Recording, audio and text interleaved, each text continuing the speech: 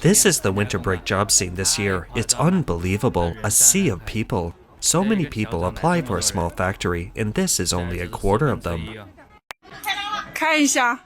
Look, this is the AP market. It's the 8th day of the 12th lunar month, and this is it. Look at the people in the market. Have the shopkeepers opened yet? No? No. Tens of millions of dollars lost in 4 years. This is the Shenzhen Wenheiyu restaurant behind me. It collapsed just like that. 4 years ago, it drew over 70,000 tables with queues stretching from morning till night, from one end of the street to the other. A cup of milk tea was being sold for a staggering $43. Now, in 2026, only a few doors are open on the first floor. The second floor is deserted with only echoes and not a single waiter in sight.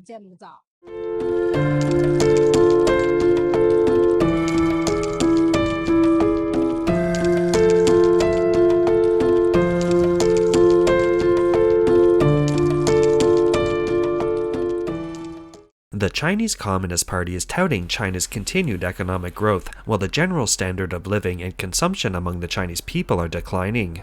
As the Chinese New Year holidays draw to a close, even Guangdong, a traditional economic powerhouse, is experiencing a severe economic downturn.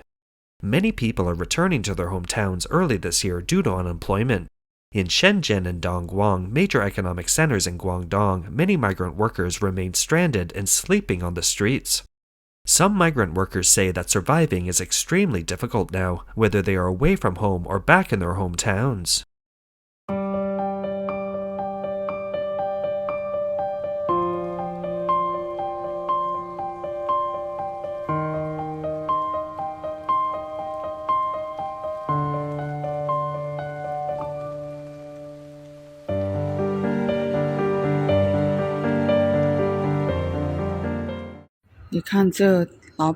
Look, this boss owes us over $1,000 for meals. He's emptied his factory and now we can't find him. He doesn't answer the phone or reply to messages, speechless. A hot pot restaurant in Guangzhou's Huadu district, a 500 square meter establishment, closed down today after spending $170,000 all in just 3 months. In Guangdong, the survival rate of hot pot restaurants is less than a year, sometimes as short as 3 months. Whether you're selling seafood, beef, chicken, chongqing, or Sichuan hot pot, their lifespan is generally less than a year. It seems these owners only aim to make money for 6 months before collectively closing down in the winter. However, only 10% of them break even. For 90%, their money is basically gone. The $1 quick haircut shop went out of business, everyone. It's closed down, it's closed down. We couldn't keep going. It seems that running a quick haircut business in Shenzhen has nothing to do with my skills or my location. My partner next to me used to run a fried rice shop. His shop closed on opening day. He couldn't keep going. As for me, well, there was nothing I could do. The $840 rent was supposed to be split 50-50, but now I have to cover the full amount myself. I definitely couldn't keep it, so I sold the store and got my money back. Today, I'm taking you to see Shenzhen's first unfinished commercial street. Look, the entire commercial street at the 4 subway station exits is completely abandoned, all closed. Let me show you. We'll take this escalator down. Look, it's all dilapidated. Look at this place we're in now. The entire block is completely deserted. You can't see a single shop open. They're all closed, and owners have 4 rent signs on them.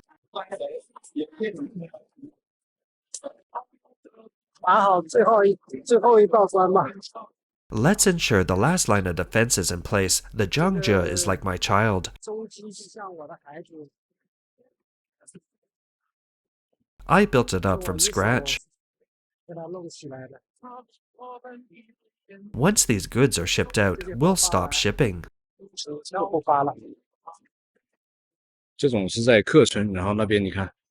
This is in Kexing. You see, it's all direct rentals from landlords. Let's look at this next street. It's all direct rentals from landlords. Go, look ahead. This street used to be completely full. Look at the rental signs. This is a cake shop, and the Hong Kong-style roast meat shops have all closed down. You say this is the best location in Dunhe. It's not that we're not trying, but in this situation, no amount of effort will help. Seriously, don't laugh. The situation is getting more and more tense. Look, it's desolate. It's not that we don't work hard. It's not that we don't strive. It's just that there's practically no one on the streets. A netizen from a rural area in Yueyang, Hunan, said he was forced to return home from Dongguan early due to unemployment.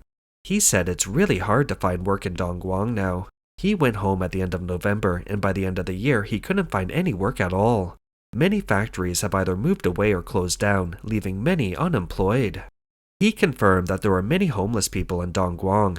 Many come and go every day. He doesn't plan to go back to Guangdong after the new year. He said that although there's nothing to do back home, he won't starve. Wages in Dongguan are too low now. Many factories aren't hiring. Most are just people tricked into going by labor agencies. Another migrant worker in Jiangmen, Guangdong said, "Too many people return home early this year. He can hold on in Jiangmen for a while, but he doesn't know for how long. It's tough here, whether you're doing business or working, the whole economy is bad. There are even more unemployed people in first and second tier cities, and many shops are closing down or are up for sale. Didn't a Japanese company in Zhongshan move away, leaving tens of thousands without jobs? Our streets seem to be broken. There are only shops, no one inside. Where have all the people gone? Do you think business is tough here? Which supermarket is this? Look, this little tavern has closed down. Don't tell me this area is going to be demolished. This one too used to be a big hotel. Look at the restaurant and look at the owner's license. It's definitely not going to be demolished. Even Sinopharm Holdings is involved. They've all gone out of business. Look, the silk shop is still there, and this place even sells clothes. That's really impressive. Then there was a noodle shop, and it's closed down too. And then there was a fish restaurant that closed down as well.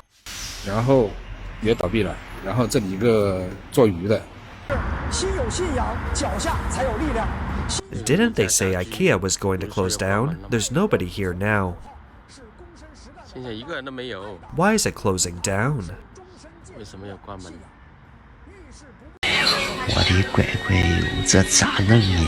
Oh my god, what am I going to do? I'm so worried. Chinese New Year is almost here, and I haven't earned a single penny. How am I going to explain this to my wife? Bankrupt, really? This was my factory outlet that was still operating a month ago. In just 3 years, $140,000 went down the drain, and I've become a laughingstock in other people's eyes. I was born in 1984, the year of the rat, and aged somewhere in between. This was my third store. At its peak, we had a 4-story building, but in just 3 short years, from owning a car and a house to being heavily in debt, I can't believe it's real. Dongguan has been China's economic showcase and manufacturing hub for decades, but now factories are moving away one after another.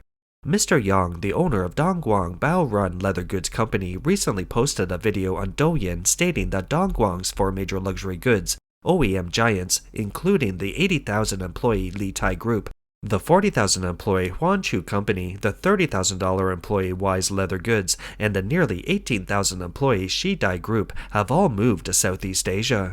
Bao Run Leather Goods had previously invested $5.79 million in Cambodia to open a branch factory, which is now officially operational. He explained that the main reason for moving to Cambodia was the US tariff war.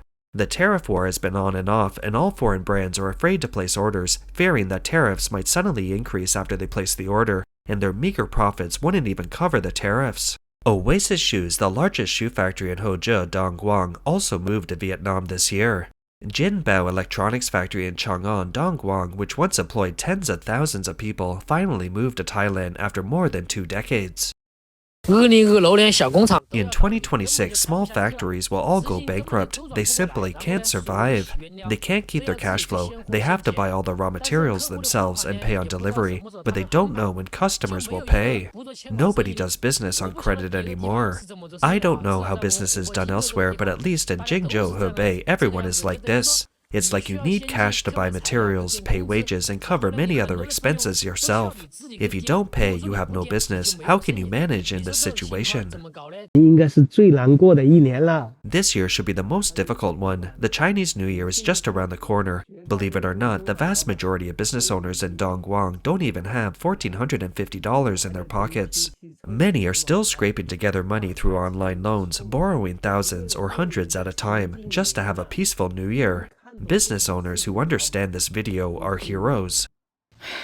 姐妹们，今天我掏心窝子说句扎心的话。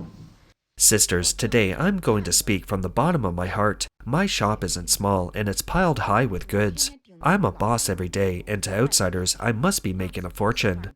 But the truth is, my daily revenue doesn't even cover the rent. I have complained to people around me, but no one believes me. They all think I'm just playing the victim. Yes, if I'm not making money, why am I still holding on? Asking that question makes my heart tremble. This isn't something that can be explained in a few words. 真不是一句话两句话能说得清楚的。这段生意啊。 This business has driven me crazy. It's Saturday today and it's 8 p.m. now. I've only sold one table and made $6. Ugh, I'm so frustrated. If I keep going, I lose money every day. If I don't, I'm unwilling to give up. If I turn on the air conditioning, I'm worried about the electricity cost. If I don't, I'm freezing here, stamping my feet. What's the point? I'm just bored out of my mind. 出来啥了？我都歇呢。哎。 1000多万人口的东莞啊。 Dongguan, with a population of over 10 million, is deserted. The streets are empty. The shopping malls are empty. The office buildings are empty. The restaurants are empty. And the villages are even more deserted. When China had 130 million people, it felt like everywhere I went was crowded. Now, with 140 million, you can't see anyone anywhere. Does anyone know where all the people in Dongguan have gone? A netizen named Xiao Ling, working as a telephone customer service representative in Guangdong, said that jobs are hard to find in the city now, with many people returning to their hometowns every day. However, even if she went back to her hometown, she wouldn't find any good jobs. It's the same everywhere now. It's hard to find work anywhere. It depends on whether your job is stable. Anyway, there are many people who can't find work or have resigned by the end of the year. Xiao Ling has a friend who works in logistics. Last October, this company wanted to lay off probationary employees, and her friend couldn't find a new job in Guangzhou, so the friend returned to the hometown in Hebei.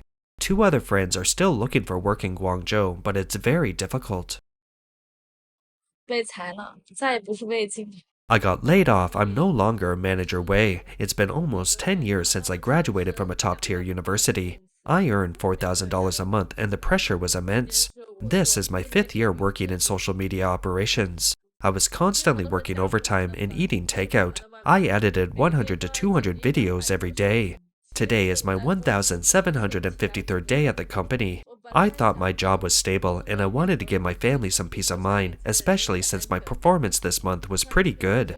I was thinking of discussing my salary with the boss, but instead he directly transferred my project to my apprentice and changed the store's account and password. He said I would just handle the project management and wouldn't need to operate it myself, which would reduce my salary to $438. Isn't this a disguised way of sidelining me and trying to force me to quit? 同学们，不要再出来了。 Students, please don't come out anymore. Right now in Dongguan and Jiangmen, Guangdong, many factories are almost at full capacity. Many online brokers are still quoting over $2 or $3 per hour.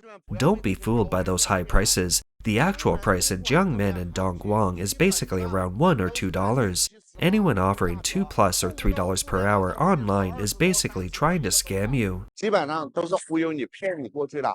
Many well-known Chinese real estate companies, including Evergrande, Cassia, Vanke, and Country Garden, are headquartered in Guangdong.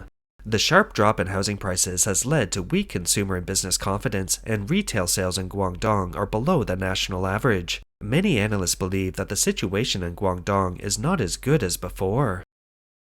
That's all for today. If you enjoy our content, please give us a thumbs up, subscribe, leave a comment, or share it with a friend.